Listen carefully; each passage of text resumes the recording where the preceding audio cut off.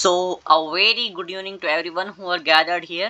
So students, ಇವತ್ತಿನ ಕ್ಲಾಸಲ್ಲಿ ನಾನು ನಿಮಗೆ ಸಮಾಜ ವಿಜ್ಞಾನದ ಸೋಷಾಲಜಿಯ 9ನೇ ಚಾಪ್ಟರ್ ಆದಂತಹ ಸೋಷಿಯಲ್ ಸೈನ್ಸ್ನ 9ನೇ ಚಾಪ್ಟರ್ ಆದಂತಹ work and economic life. So today I am going to perform a very easy chapter, work and economic life for you.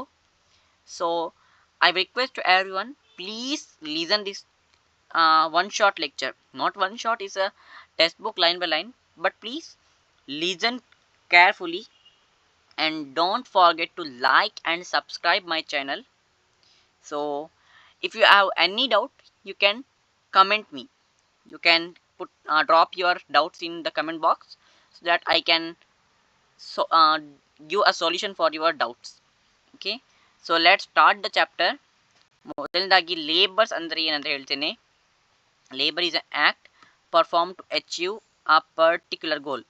To achieve a particular goal, a person perform a specific act is called a labor. ಒಬ್ಬ ವ್ಯಕ್ತಿ ಆತನ ಜೀವನದಲ್ಲಿ ಏನಾದರೂ ಸಾಧಿಸಲು ಮಾಡುವಂಥ ಒಂದು ಕಾರ್ಯವನ್ನು labour ಅಂತ ಹೇಳ್ತೀವಿ. ಲೇಬರ್. ಸೊ ಈ ಲೇಬರ್ಗಳು ನಮ್ಮ ಒಂದು ಅಭಿವೃದ್ಧಿ ಆಗುತ್ತಿರುವ ದೇಶ, ಡೆವಲಪಿಂಗ್ ನೇಷನ್, ನಮ್ಮ ಭಾರತ ದೇಶದಲ್ಲಿ ಒಂದು ವೆರಿ ಇಂಪಾರ್ಟೆಂಟ್ ರೋಲನ್ನು ಪ್ಲೇ ಮಾಡ್ತಾರೆ. ಯೋಚಿಸಿ ವಿದ್ಯಾರ್ಥಿಗಳೇ, ಲೇಬರ್ ಇಲ್ಲದಿದ್ದರೆ, ಕೆಲಸಕ್ಕೆ ಯಾರು ಜನರೇ ಹೋಗ್ತಿಲ್ಲದಿದ್ದರೆ ಆಗಲ್ಲ. ಆದರೆ ಏನಾಗ್ಬೋದು? ದೇಶದ ಅಭಿವೃದ್ಧಿ ಆಗ್ತದಾ? ಇಲ್ಲ. ದೊಡ್ಡ ದೊಡ್ಡ ಕಂಪೆನೀಸ್, ಗೌರ್ಮೆಂಟ್ ವೇಕನ್ಸಿ ಎಲ್ಲ ವೇಸ್ಟ್ ಆಗ್ತದೆ ಅಲ್ವಾ? ಇದರಿಂದ ತುಂಬ ಲಾಸ್ ಆಗ್ತದೆ.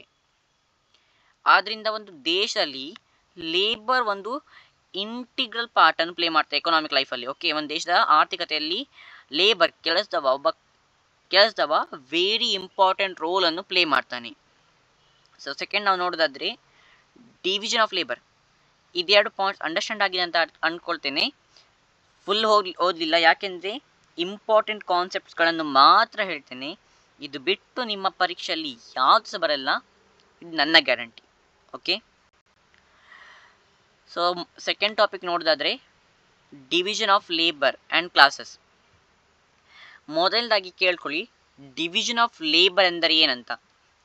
ಸೊ ವಿದ್ಯಾರ್ಥಿಗಳೇ, ಡಿವಿಷನ್ ಆಫ್ ಲೇಬರ್ ಅಂದರೆ ಒಬ್ಬ ವ್ಯಕ್ತಿಯ ಇಂಟ್ರೆಸ್ಟ್ ಮೇಲೆ, ಆತನಿಗೆ ಇಂಟ್ರೆಸ್ಟ್ ಇರಬೇಕು ಮತ್ತು ಆತನಿಗೆ ಆ ಒಂದು ಕೆಲಸದಲ್ಲಿ ಎಕ್ಸ್ಪರ್ಟ್ ಆಗಿರಬೇಕು, ಅದರಲ್ಲಿ ಸ್ಕಿಲ್ ಇರಬೇಕು ಆತನಿಗೆ. ಆವಾಗ ಮಾತ್ರ ಡಿವಿಷನ್ ಆಫ್ ಲೇಬರ್ ಆಗಲಿಕ್ಕೆ ಸಾಧ್ಯ. ಒಂದು ಪುಟ್ಟ ಎಕ್ಸಾಂಪಲ್ ನೋಡೋಣ. ಯೋಚಿಸಿ, ನಿಮ್ಮ ಅಪ್ಪ ಅಮ್ಮ ನಿಮಗೆ ಡಾಕ್ಟರ್ ಆಗಲಿಕ್ಕೆ ಫೋರ್ಸ್ ಮಾಡ್ತಿದ್ದಾರೆ, ಆದರೆ ನಿಮಗೆ ಡಾಕ್ಟರ್ ಆಗಲಿಕ್ಕೆ ಇಂಟ್ರೆಸ್ಟ್ ಇಲ್ಲ ಅಂದರೆ ಸ್ಕಿಲ್ಸ ಇಲ್ಲ, ಎಕ್ಸ್ಪರ್ಟೀಸ ಇಲ್ಲ, ಎಬಿಲಿಟಿಯೂ ಇಲ್ಲ. ಆದ್ದರಿಂದ ಡಿವಿಷನ್ ಆಫ್ ಲೇಬರ್ ಆಗ್ತದಾ? ಇಲ್ಲ. ನಿಮಗೆ ಮಿನಿ ಆರ್ಮಿ ಆಗಲಿಕ್ಕೆ ಇಂಟ್ರೆಸ್ಟ್ ಇರ್ತದೆ, ಆದ್ದರಿಂದ ಸ್ಕಿಲ್ಸ ಪ್ರಾಕ್ಟೀಸ್ ಮಾಡ್ತೀರಾ, ಎಕ್ಸ್ಪರ್ಟ್ ಆಗ್ತೀರಾ, ಇದರಿಂದ ಡಿವಿಷನ್ ಆಫ್ ಲೇಬರ್ ಆಗ್ತದೆ. ಓಕೆ, ನೀವೊಂದು ಪರ್ಟಿಕ್ಯುಲರ್ ಫೀಲ್ಡಲ್ಲಿ ಸ್ಪೆಷಲೈಸೇಷನನ್ನು ಪಡ್ಕೊಳ್ತೀರಾ. ಸೊ ಡಿವಿಷನ್ ಆಫ್ ಲೇಬರ್, ಈ ಒಂದು ಪ್ಯಾರಾಗ್ರಾಫಲ್ಲಿ ಡಿವಿಷನ್ ಆಫ್ ಲೇಬರ್ ಅಂದರೆ ಏನೆನ್ನುವುದು very important. So division of labor means work being done by people depending on their interest, taste, ability, age, expertise, skill. Gender ಬೇಡ, ಯಾಕೆಂದರೆ ಇವಾಗ ಎಲ್ಲರಿಗೆ ಸಹ ಒಂದು ಅಪಾರ್ಚುನಿಟಿ ಇದೆ. ಮತ್ತು ನಾನು ಇಷ್ಟರವರೆಗೆ ನಿಮಗೆ ಹೇಳ್ತಿದ್ದಂಥ ಸ್ಪೆಷಲೈಸೇಷನ್, ಒಂದು ಪರ್ಟಿಕ್ಯುಲರ್ ಫೀಲ್ಡಲ್ಲಿ ನೀವು ಸ್ಪೆಷಲೈಸೇಷನ್ನು ಅಚೀವ್ ಮಾಡ್ತೀರಾ. ಅಂದರೆ ಸ್ಪೆಷಲೈಸೇಷನ್ ಅಂದರೆ ಏನಂತ ನೋಡಿ, ಎಕ್ಸಾಮ್ಗೆ ಬರ್ತದೆ, important. Specialisation means achieving sufficient expertise. ಒಂದು ಪರ್ಟಿಕ್ಯುಲರ್ ಫೀಲ್ಡಲ್ಲಿ ಯಾವುದೇ ಆಗಿರ್ಬೋದು, ಒಂದು ಪರ್ಟಿಕ್ಯುಲರ್ ಫೀಲ್ಡಲ್ಲಿ ಎಕ್ಸ್ಪರ್ಟ್ ಆಗಿರ್ಬೋದು, ಇಲ್ಲಾಂದರೆ ಆ ಥರೊಂದು ಟ್ರೈನಿಂಗನ್ನು ಪಡೆಯೋದು, ಸ್ಕಿಲ್ಲನ್ನು ಕಲಿಯೋದು ಒಂದು ಪರ್ಟಿಕ್ಯುಲರ್ ಫೀಲ್ಡ್. ಇವಾಗ ಆರ್ಮಿ ಆದರೆ ನೀವೆಲ್ಲ ರನ್ನಿಂಗ್ ಮಾಡೋದು, ಇಲ್ಲ ಜಂಪ್ ಮಾಡೋದು, ಇಲ್ಲಾಂದರೆ ಉಂಟಲ್ವಾ ಬೆಟ್ಟ ಹತ್ತೋದು, ಅದರಲ್ಲೆಲ್ಲ ನೀವು ಎಕ್ಸ್ಪರ್ಟ್ ಆಗೋದು, ಟ್ರೈನಿಂಗನ್ನು, ಸ್ಕಿಲ್ಲನ್ನು ಪಡೆಯೋದಕ್ಕೆ ಸ್ಪೆಷಲೈಸೇಷನ್. ಅಂದರೆ ನೀವೆಲ್ಲ ಒಟ್ಟಾಗಿ ನೀವು ಆ ಒಂದು ಪರ್ಟಿಕ್ಯುಲರ್ ಫೀಲ್ಡಲ್ಲಿ ಸ್ಪೆಷಲ್ ಆಗಿದ್ದೀರಿ, ನಿಮಗೆ ಒಂದು ಪವರ್ ಉಂಟು ಅಚೀವ್ ಮಾಡಲಿಕ್ಕೆ.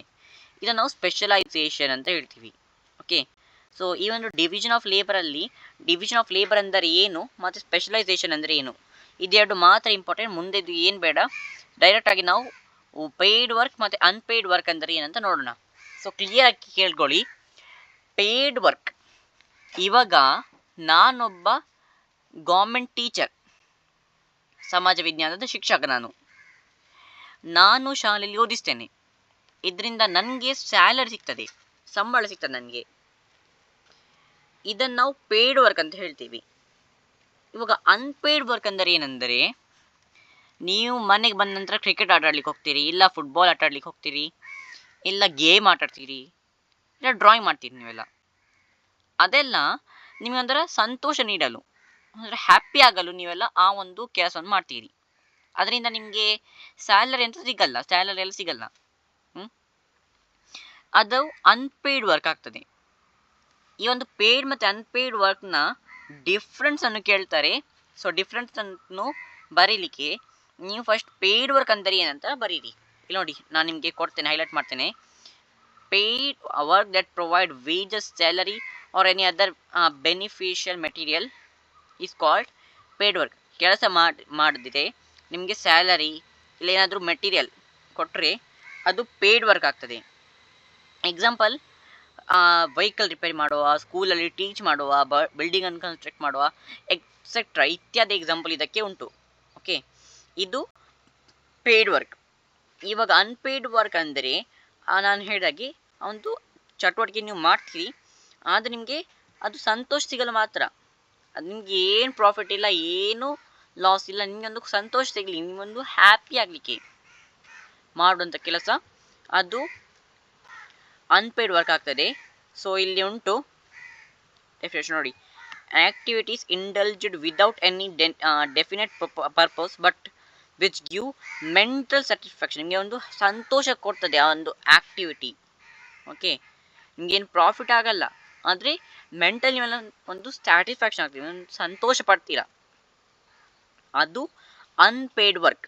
ಎಕ್ಸಾಂಪಲ್ ನಾನು ಹೇಳಿದಾಗೆ ಆರ್ಟಿಸ್ಟ್, ಇಲ್ಲಾಂದರೆ ಕ್ರಿಕೆಟ್ ಆಟ ಆಡೋದು, ಇದರಿಂದ ನಿಮಗೆ ಮೆಂಟಲ್ ನೀವೆಲ್ಲ ಸ್ಯಾಟಿಸ್ಫ್ಯಾಕ್ಷನ್ ಆಗ್ತೀರಾ, ಹಣ ಸಿಗಲ್ಲ. ಸೊ ಇದು ಅನ್ಪೇಯ್ಡ್ ವರ್ಕಿಗೆ ಎಕ್ಸಾಂಪಲ್ ಆಗ್ತದೆ.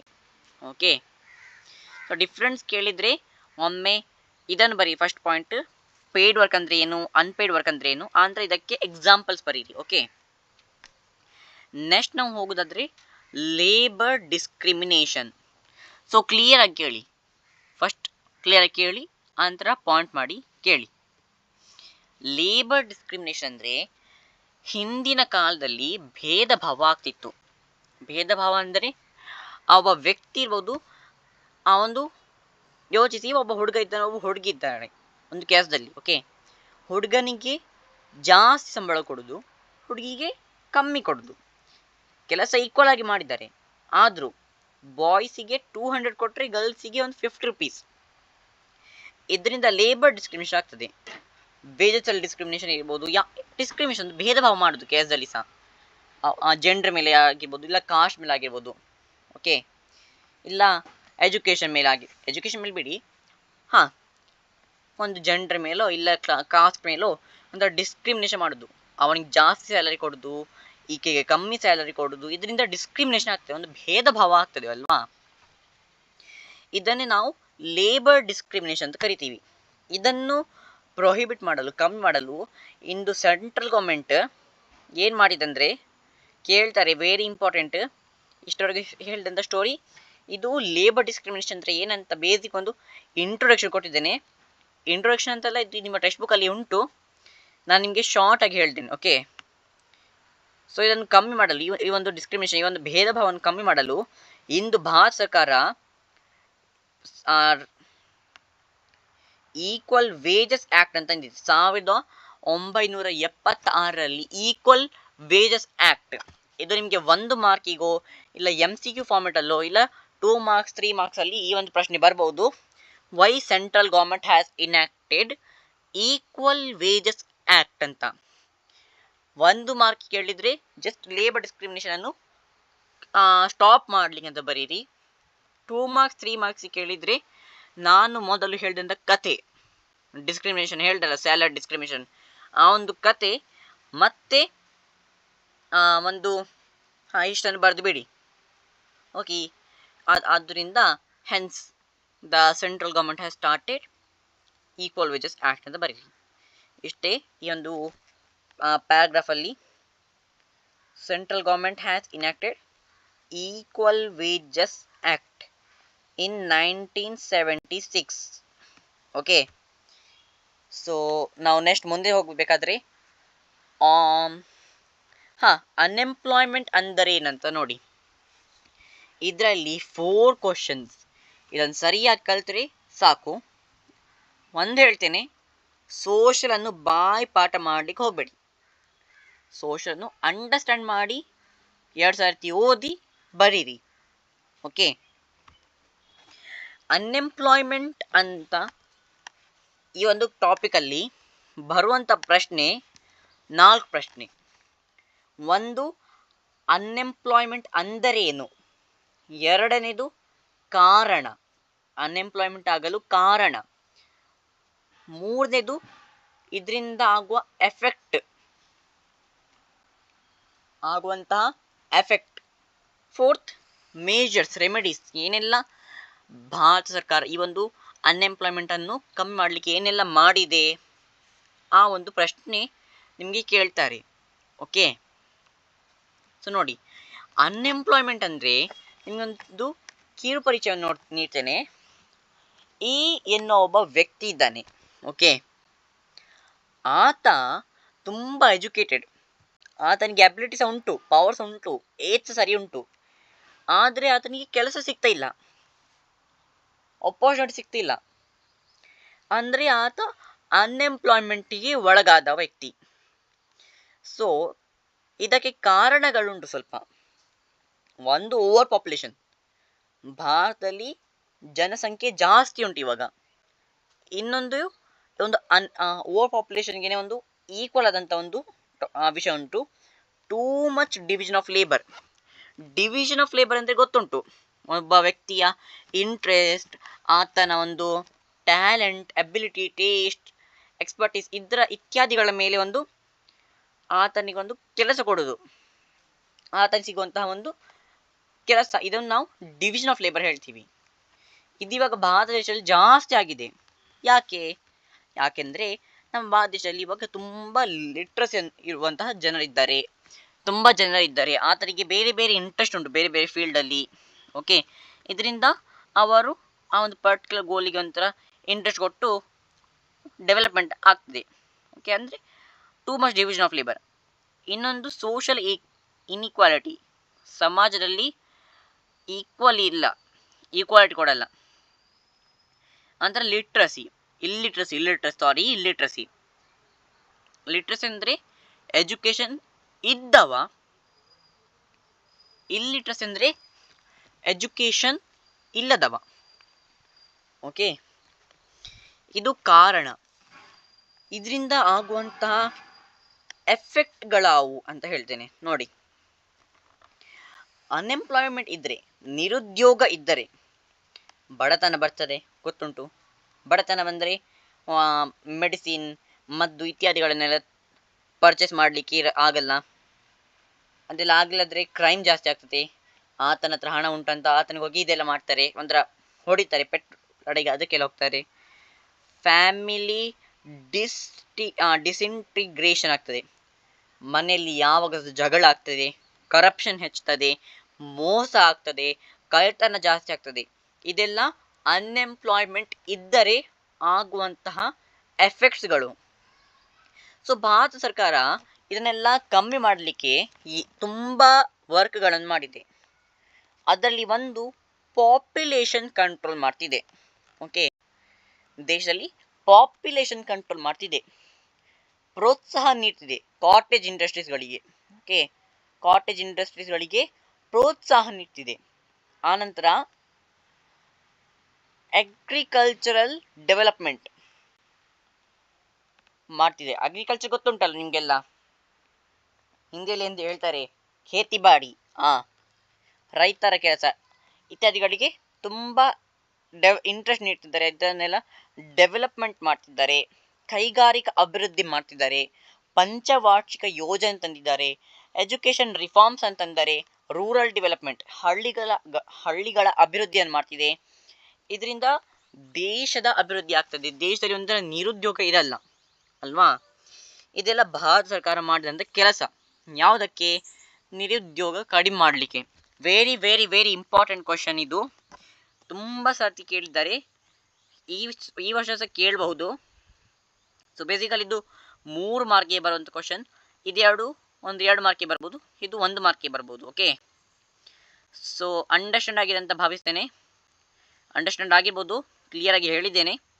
ದಯವಿಟ್ಟು ಈ ಒಂದು ಲೆಕ್ಚರನ್ನು 2 ಸರ್ತಿ ಕೇಳಿ ನೋಡಿ, ಒಂದು ಸರ್ತಿ ಪಠ್ಯಪುಸ್ತಕವನ್ನು ಓದಿ, ಆ ನಂತರ LB ಅನ್ನು ಸಾಲ್ವ್ ಮಾಡಿ. ಏನಾದರೂ ಡೌಟ್ ಇದ್ದರೆ ಕಮೆಂಟ್ ಬಾಕ್ಸಲ್ಲಿ ಪ್ಲೀಸ್ ಡ್ರಾಪ್ ಮಾಡಿ. ಆನಂತರ ಲೈಕ್ ಮಾಡಿ, ಸಬ್ಸ್ಕ್ರೈಬ್ ಮಾಡಿ, ಕಮೆಂಟ್ ಮಾಡಿ. ಮತ್ತು ನಿಮಗೆ ಏನೆಲ್ಲ ನನ್ನ ಒಂದು ಟೀಚಿಂಗಲ್ಲಿ ಏನೆಲ್ಲ ನಾನು ಡೆವಲಪ್ ಮಾಡಬಹುದು ಅದನ್ನು ಹೇಳಿ. ಆನಂತರ ನಿಮ್ಮ ಫ್ರೆಂಡ್ಸ್ಗಳಿಗೆಲ್ಲ ಶೇರ್ ಮಾಡಿ, ಸಬ್ಸ್ಕ್ರೈಬ್ ಮಾಡಿ ಹೇಳಿ. ಓಕೆ, ಇವಾಗ ನಾವು ಆರ್ಗನೈಸ್ಡ್ ಆ್ಯಂಡ್ ಅನ್ಆರ್ಗನೈಸ್ಡ್ ವರ್ಕಿಗೆ ಹೋಗುವ. ಸೊ ಆರ್ಗನೈಸ್ಡ್ ವರ್ಕ್ ಅಂದರೆ ಒಂದು ಎಕ್ಸಾಂಪಲ್ ಮೂಲಕ ಹೇಳಬೇಕಾ? ನೋಡಿ, ನಾನೊಬ್ಬ ಗೌರ್ಮೆಂಟ್ ಎಂಪ್ಲಾಯ್, ಗೌರ್ಮೆಂಟ್ ಟೀಚರ್. ನನಗೆ ಏನೆಲ್ಲ ಸಿಗ್ತದೆ? ನನಗೆ ಕೆಲಸದಲ್ಲಿ ಏನೆಲ್ಲ ಉಂಟು? ಸ್ಪೆಷಲ್ ಒಂದು ಫೆಸಿಲಿಟೀಸ್ ಉಂಟು ನನಗೆ ಅಲ್ವಾ. ಆ ಫೆಸಿಲಿಟೀಸ್ ಅದೆಲ್ಲ ಇರುವಂಥ ಕೆಲಸವೇ ಆರ್ಗನೈಸ್ಡ್ ವರ್ಕ್. ಇವಾಗ ನಾನು ನಿಮಗೆ ಹೇಳ್ತೇನೆ ನೋಡಿ. ಇವಾಗ ನಾನು ಗೌರ್ಮೆಂಟ್ ಎಂಪ್ಲಾಯಿ, ನನಗೇನೆಲ್ಲ ಉಂಟು ಸ್ಪೆಷಲ್ ಆಗಿ? ನನಗೆ ಫಿಕ್ಸ್ಡ್ ಸ್ಯಾಲರಿ ಉಂಟು. ನೋಡಿ ಇಲ್ಲಿ ನೋಡಿ, ಉಂಟು ನೋಡಿ. ನನಗೆ ಒಂದು ಫಿಕ್ಸ್ಡ್ ಸ್ಯಾಲರಿ ಉಂಟು, ರಜೆ ಮಾಡಲಿಕ್ಕೆ ಉಂಟು, ಪೆನ್ಷನ್ ಸಿಗ್ತದೆ. ನನ್ನ ರಿಟೈರ್ಡ್ ಆದ ನಂತರ ನನಗೆ ಪೆನ್ಷನ್ ಸಿಗ್ತದೆ ಅಲ್ವಾ. ಮೆಡಿಕಲ್ ಫೆಸಿಲಿಟಿ ಸಿಗ್ತದೆ. ಒಂದು ಸ್ಪೆಸಿಫಿಕ್ ಟೈಮ್ ಉಂಟು, ಇಷ್ಟು ಗಂಟೆಯಿಂದ ಇಷ್ಟು ಗಂಟೆವರೆಗೆ ಮಾತ್ರ ಅಂತ ನನಗೆ ಕೆಲಸ ಇಲ್ಲ. ಆ ಟೈಪ್ ನನಗೆ ಫಿಕ್ಸಡ್ ಒಂದು ಸ್ಯಾಲರಿ ಉಂಟು, ನನಗೆ ರಜೆ ಕೊಡ್ತಾರೆ. ರಜೆ ಮಾಡಿದರೆ ಸಹ ನನಗೆ ಆದ ಒಂದು ಹಣ ನನಗೆ ಸಿಗ್ತದೆ. ಆನಂತರ ಪೆನ್ಷನ್ ಸಿಗ್ತದೆ. ನಾನು ರಿಟೈರ್ಡ್ ಅಂತ ನನಗೆ ಪೆನ್ಷನ್ ಸಿಗ್ತದೆ. ಮೆಡಿಕಲ್ ಫೆಸಿಲಿಟಿ ಉಂಟು ನನಗೆ. ಆನಂತರ ಒಂದು ಸ್ಪೆಸಿಫಿಕ್ ಟೈಮ್ ಉಂಟು ನನಗೆ, ಇಷ್ಟರಿಂದ ಇಷ್ಟವರೆಗೆ ಮಾತ್ರ ಅಂತ. ಓಕೆ, ನಿಮಗೆ ಇದರ ಮೇಲೆ ಡಿಫ್ರೆನ್ಸ್ ಕೇಳ್ತಾರೆ ಅನ್ಆರ್ಗನೈಸ್ಡ್ ಮತ್ತು ಆರ್ಗನೈಸ್ಡ್ಗೆ. ಅದಕ್ಕೆ ನೀವು ಈ ಒಂದು ಲೈನನ್ನು ಪಾಯಿಂಟ್ ಆಗಿ ಬರೀರಿ. ಆನಂತರ 2 ಎಕ್ಸಾಂಪಲ್ ಬರೀರಿ. ಎಕ್ಸಾಂಪಲ್ ಇಲ್ಲಿ ಉಂಟು, ಬೇಕಾದರೆ ನೋಡಿ. Insurance company, education institution, bank, armed force, private companies, government department etcetera. ನೋಡಿ ಇಲ್ಲಿ ಸಹ ಉಂಟು ಬೇಕಾದರೆ ಟೀಚರ್, ಪೊಲೀಸ್, ಕಂಪನೀಸ್ಗಳಲ್ಲಿ, ಬ್ಯಾಂಕ್ಗಳಲ್ಲಿ ಕೆಲಸ. ಇವರಿಗೆಲ್ಲ ಒಂದು ಸ್ಪೆಸಿಫಿಕ್ ಟೈಮ್ ಉಂಟು ಅಲ್ವಾ, ಮತ್ತು ಸ್ಪೆಷಲ್ ಫೆಸಿಲಿಟೀಸ್ ಉಂಟು. ಇದನ್ನೇ ನಾವು ಆರ್ಗನೈಸ್ಡ್ ವರ್ಕ್ ಅಂತ ಹೇಳ್ತೀವಿ. ಇದನ್ನೆಲ್ಲ ಇಲ್ಲದೆ, ಲೈಕ್ ಅವರಿಗೆ ಫಿಕ್ಸ್ಡ್ ಸ್ಯಾಲರಿ ಇಲ್ಲ, ರಜೆ ಕೊಡಲ್ಲ, ಪೆನ್ಷನ್ ಸಿಗಲ್ಲ, ಸ್ಪೆಸಿಫಿಕ್ ಟೈಮ್ ಇಲ್ಲ ಕೆಲಸಕ್ಕೆ, ಎಷ್ಟರಿಂದ ಎಷ್ಟು ಗಂಟೆ ಆಗ್ಬೋದು ಇತ್ಯಾದಿಗಳಿಗೆ, ಇದೆಲ್ಲ ಇರುವಂಥ ಕೆಲಸವನ್ನು ನಾವು ಅನ್ಆರ್ಗನೈಸ್ಡ್ ವರ್ಕ್ ಅಂತ ಹೇಳ್ತೀವಿ. ಓಕೆ, ಡಿಫ್ರೆನ್ಸ್ ಕೇಳ್ತಾರೆ. ವೆರಿ ವೆರಿ ಇಂಪಾರ್ಟೆಂಟ್, 3 ಮಾರ್ಕ್ಗೆ ಬರುವಂಥ ಪ್ರಶ್ನೆ. ಸೊ ಇದನ್ನೇ ಇಲ್ಲಿ ನೀವು ಬಂದಂಥ ಲೈನ್ ಉಂಟಲ್ವಾ, ಇದನ್ನೇ ನೋ ಹಾಕಿ ಇದಕ್ಕೆ ಬರೀರಿ. ಮತ್ತು ಎಕ್ಸಾಂಪಲ್ ನೋಡಿ, ರೈತ ಆಗಿರ್ಬೋದು, ಹಣ್ಣುಗಳನ್ನು ಇಲ್ಲ ತರಕಾರಿಗಳನ್ನು ಮಾರುವವ, ಹೋಟೆಲಲ್ಲಿ ವೈಟರ್ನ ಕೆಲಸ ಮಾಡುವವ, ಇವರಿಗೆಲ್ಲ ಈ ಒಂದು ಕಷ್ಟದ ಕೆಲಸಗಳು. ಓಕೆ, ಇವರಿಗೆ ಸ್ಪೆಸಿಫಿಕ್ ಟೈಮ್ ಇರಲ್ಲ, ಒಂಥರ ಫಿಕ್ಸಡ್ ಸ್ಯಾಲರಿ ಇರಲ್ಲ. ಅಷ್ಟೇ ಅಲ್ಲದೆ ರಜೆ ಅದೆಲ್ಲ ಸಿಗಲ್ಲ, ಪೆನ್ಷನ್ ಸಿಗಲ್ಲ, ಸ್ಪೆಷಲ್ ಫೆಸಿಲಿಟಿ ಅವರಿಗೆಲ್ಲ ಸಿಗಲ್ಲ. ಅಂಥ ಕೆಲಸವನ್ನು ನಾವು ಅನ್ಆರ್ಗನೈಸ್ಡ್ ವರ್ಕ್ಸ್ ಅಂತ ಹೇಳ್ತೀವಿ. ಓಕೆ, ಅಂಡರ್ಸ್ಟ್ಯಾಂಡ್ ಆಗಿದೆ ಅಂತ ಭಾವಿಸ್ತೇನೆ. ಪ್ಲೀಸ್, ಈ ಒಂದು ಕ್ಲಾಸ್ ಇವತ್ತಿಗೆ ಮುಗಿದಿದೆ, ಚಾಪ್ಟರ್ ಮುಗಿದಿದೆ. ಓಕೆ, ಚಾಪ್ಟರ್ ಎಲ್ಲ ಮುಗಿದಿದೆ. ಈ ಒಂದು work and economic life very easy chapter ಮುಗಿದಿದೆ. ಸೊ ನಾನು ನಿಮಗೆ ರಿಕ್ವೆಸ್ಟ್ ಮಾಡೋದು ಇಷ್ಟೇ, ದಯವಿಟ್ಟು ಈ ಒಂದು ವಿಡಿಯೋವನ್ನು 2 ಸರ್ತಿ ವೀಕ್ಷಿಸಿ, ಒಮ್ಮೆ ನಿಮ್ಮ ಪಠ್ಯ ಪುಸ್ತಕವನ್ನು ನೀವು ಓದಿ. ಅಷ್ಟೇ ಅಲ್ಲದೆ ಎಲ್ ಬಿ ಅನ್ನು ಸಾಲ್ವ್ ಮಾಡಿ, because L B A is very important. ನೀವೆಲ್ಲ ಬೇರೆ reference book like Zen, Oswal ಇದನ್ನೆಲ್ಲ ಪರ್ಚೇಸ್ ಮಾಡೋ ಬದಲಿಗೆ ನೀವು ನನ್ನ ಲೆಕ್ಚರ್ಸನ್ನು ನೋಡಿ, ಪಠ್ಯಪುಸ್ತಕವನ್ನು 2 ಸರ್ತಿ ಓದಿ, ಎಲ್ ಬಿ ಸಾಲ್ವ್ ಮಾಡಿ. ಡೌಟ್ ಇದ್ದರೆ ಕಮೆಂಟ್ ಬಾಕ್ಸಲ್ಲಿ ಪಿನ್ ಮಾಡಿ. ಓಕೆ, ಪ್ಲೀಸ್ ಲೈಕ್ ಮಾಡಿ, ಸಬ್ಸ್ಕ್ರೈಬ್ ಮಾಡಿ, ಫ್ರೆಂಡ್ಸಿಗೆ ಶೇರ್ ಮಾಡಿ. ಏನಾದರೂ ನಾನು ಡೆವಲಪ್ ಮಾಡಬೇಕಾದ್ರೆ ಟೀಚಿಂಗಲ್ಲಿ ಅದನ್ನು ಪ್ಲೀಸ್ ಕಮೆಂಟಲ್ಲಿ ಪಿನ್ ಮಾಡಿ ಅಂತ ಹೇಳುತ್ತಾ ಈ ಒಂದು ಕ್ಲಾಸನ್ನು ಎಂಡ್ ಮಾಡ್ತಿದ್ದೇನೆ. ಧನ್ಯವಾದಗಳು. ಲೈಕ್ ಮಾಡಿ, ಸಬ್ಸ್ಕ್ರೈಬ್ ಮಾಡಿ, ಶೇರ್ ಮಾಡಿ.